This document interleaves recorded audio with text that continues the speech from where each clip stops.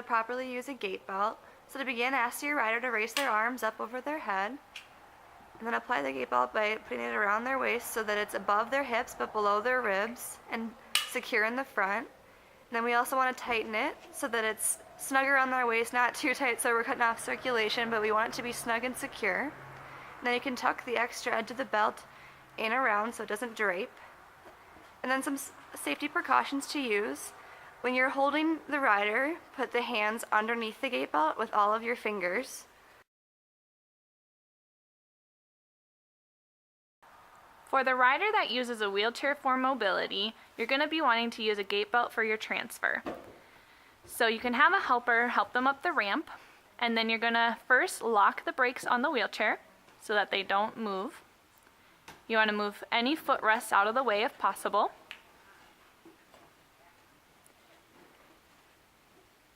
You're going to put a gait belt on your rider.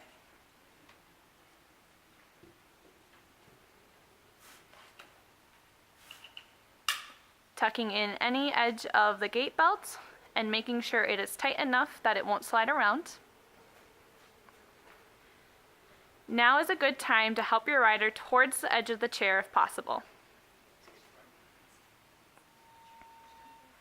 It's important to use good body biomechanics to protect yourself as you're transferring your rider. You want to bend at your knees, keeping your back up, and you can use your knees to block out your rider's knees. Have your feet on the outside of your rider's shoes, and then you can reach forward under the gait belt, and you want to keep your elbows in close to your body and bent. It's important now, as you help transfer your rider out of the chair, to not use your arms or your back to lift, but rather use your body weight and lean away from the patient to help them stand. To help your rider move towards the horse, you can keep your hands on the gait belt and use your feet to help weight shift them and slightly turn them towards their horse. When working with the rider who is using an assistive device, such as a walker, place a gait belt on the rider and have them walk up the ramp. The mounter can then hold onto the gait belt while a helper removes the walker so that it's out of the way for the mounting process. The rider can hold onto the mounter's arms for extra stability. When working with the rider using crutches, place the gait belt on the rider and have them walk up to the railing. When the rider is able to grab the railing, the mounter can hold onto the gait belt and remove the crutches and hand them to a helper. The mounter can then turn the rider and assist them onto the horse.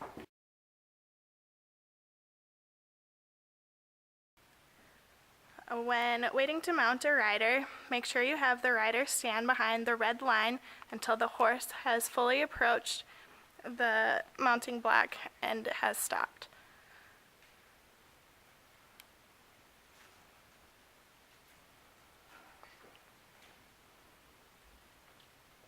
The horses will approach the mounting area by coming all the way into the corner and then straight before they stop. So sometimes will take a long time, but make sure to keep your rider patient.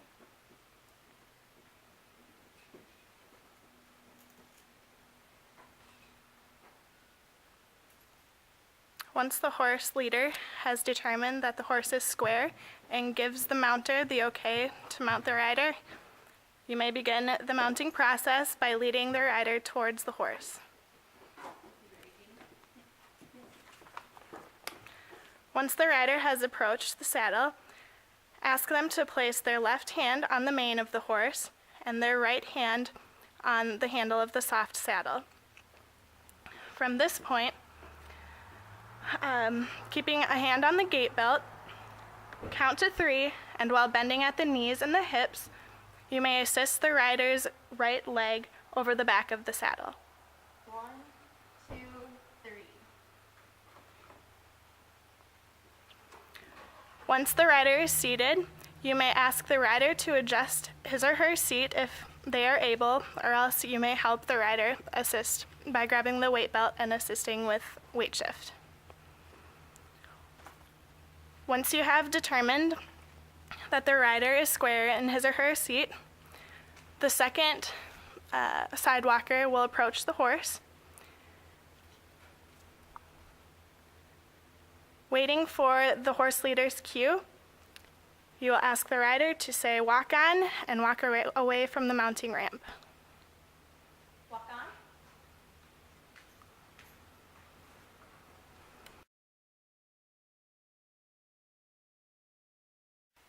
For riders with limited range of motion, a crest mount is a good option. Once the horse leader has the horse in place and the reins in a safe location, they can give the okay to the rider to move up towards the horse. The mounter and the assistant can help the rider approach the horse and get squared up so that they can be seated onto the saddle. The sidewalker can help position the rider so that they are balanced on the saddle. Once the rider is seated on the saddle, the mounters and the sidewalker can assist the rider to lean back and bring both legs up towards the front of the saddle, bringing the right leg around. Go ahead. 1, 2, 3.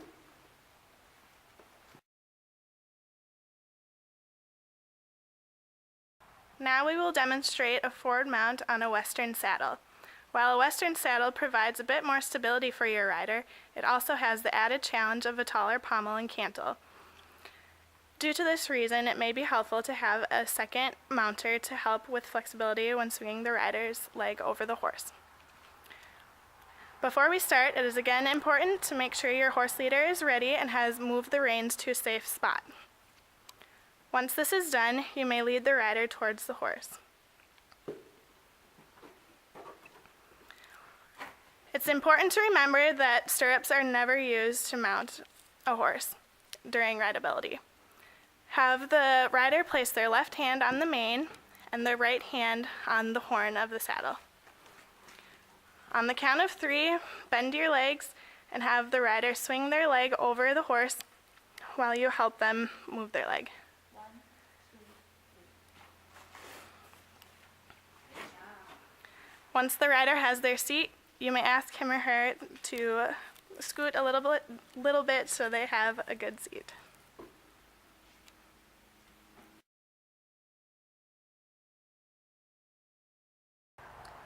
We will now demonstrate mounting with a specialized saddle such as the Independence shown here. It's important to move the reins forward for safety, as shown previously. We will now demonstrate a crest mount for this type of saddle. So the first mounter will approach the patient and bring them to the front of the saddle. They will then turn the rider to the back of the saddle and position as needed in the middle. This type of saddle has a backing on it that will prevent the rider from leaning too far back. The other mounter will then lift the legs over the front of the saddle, and the rider will then be centered in the middle of the saddle as needed. Once away from the mounting area, we can begin to assemble the Independence. So the first piece is an extensor. It can be used commonly as a headrest for the patient as shown here, and it's easily inserted into the back.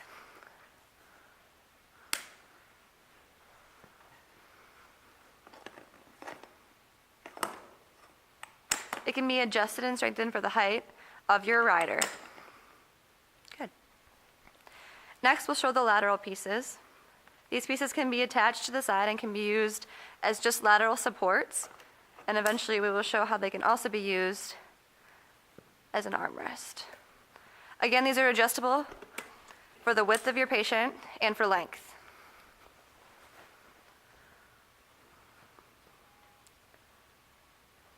We will now attach the armrests.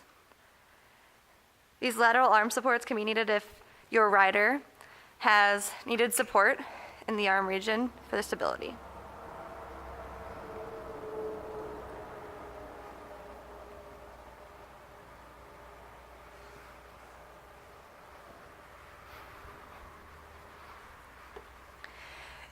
Make sure to place the lateral supports so that the elbow is clearly on the pad and that their hand reaches the front grip.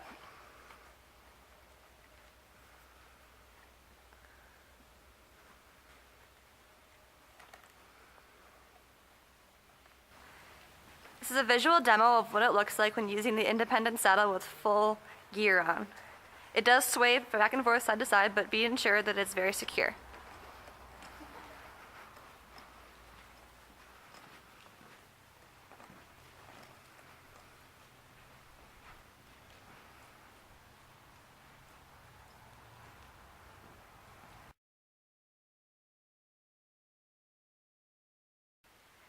Now we're going to demonstrate a dismount.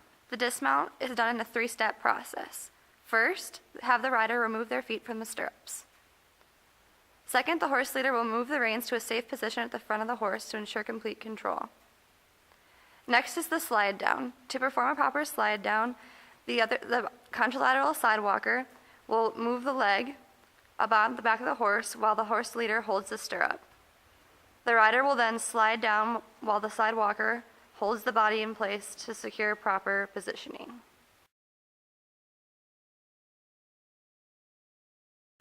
When dismounting from the Western saddle, we still use the 1-2-3 approach. For 1, remove the rider's feet from the stirrups. 2, remove the reins out of the way and hold the stirrup out of the way if possible. For 3, the rider is going to lean forward, kicking their back leg over, the opposite side walker helping as able, and sliding down the saddle. The dismounter's hips are going to be close to the rider to assist them down in the most stable way possible.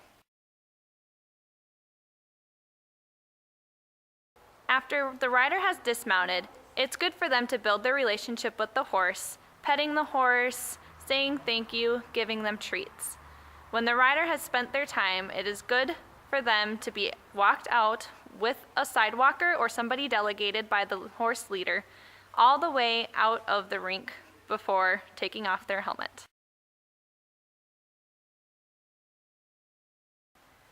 For fundraisers and off-site events, it may be necessary to use a step for mounting. When doing this, the rider can approach the step and the mounter needs to make sure to apply pressure to the bottom step to hold it steady. For an independent rider, they can grab onto the mane and the horn and swing their leg over the saddle. Go ahead. For small children, the mounter can lift the rider onto the horse, or as another option, the mounter can place their foot on the second step, and the rider can step onto the mounter's knee to get onto the saddle. Although we always mount without using the stirrups, we need to be prepared in the case that a rider does attempt to use the stirrups. The side walker on the opposite side needs to apply pressure to the saddle to avoid it from slipping.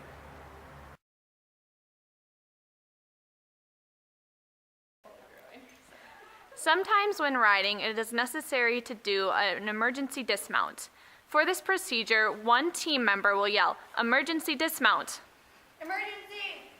So then, the rider will reach for a side walker and slide off the horse while the horse leader keeps moving the horse, trying to turn it and slow it down.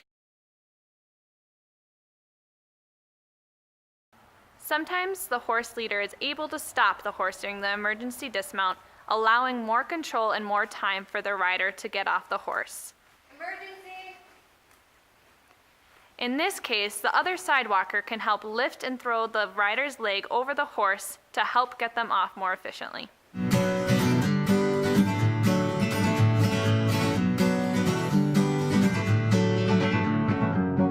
Feeling my way through the darkness, guided by